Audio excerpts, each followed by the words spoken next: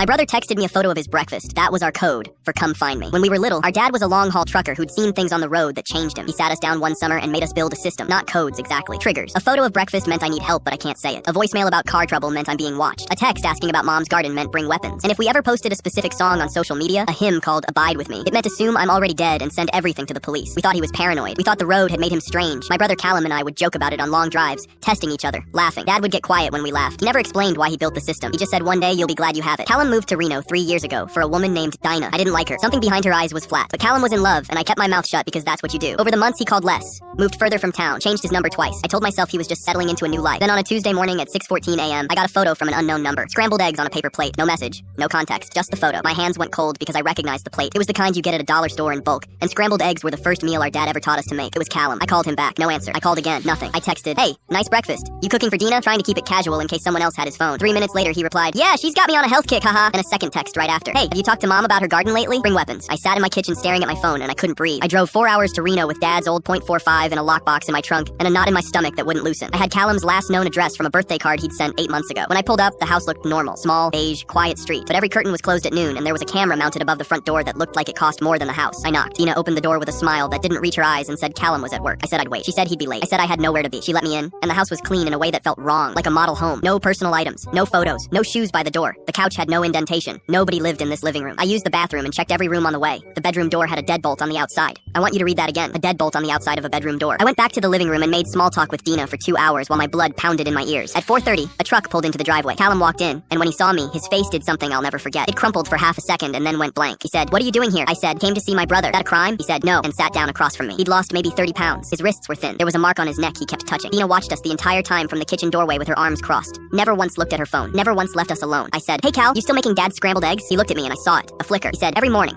I said, "We should go get groceries. I'll drive." Dina said, "I can go." Callum said, "No, I want to go with my brother." Something passed between them. She didn't move for a long moment, and then she said, "Fine." We got in my car. I pulled out of the driveway. At the end of the block, I said, "Cal, are you okay?" He didn't answer. I said, "I got your breakfast photo." He put his hands over his face and started shaking. He said, "She won't let me leave. She took my ID. She took my money. She put something in my food once when I tried to leave, and I woke up 2 days later with that lock on the door. I didn't know if anyone would come." I drove straight to the police station. He didn't even want to go back for his clothes. The investigation found she'd done this before. 2 other men. One was still missing. Callum stayed with me for 5 months. Didn't sleep through the night for 3 of them. He's doing better now. He's got an apartment and a dog named Biscuit, and he calls me every Sunday. Last week, he sent me a photo of his breakfast, just eggs and toast. I panicked for a second and called him immediately. He laughed and said, "Relax, I just thought they looked good." Then he got quiet and said, "Thank you for remembering." Dad died in 2019. I never thought his system was anything but paranoia. He never told us what he saw on those long hauls. I think now I know.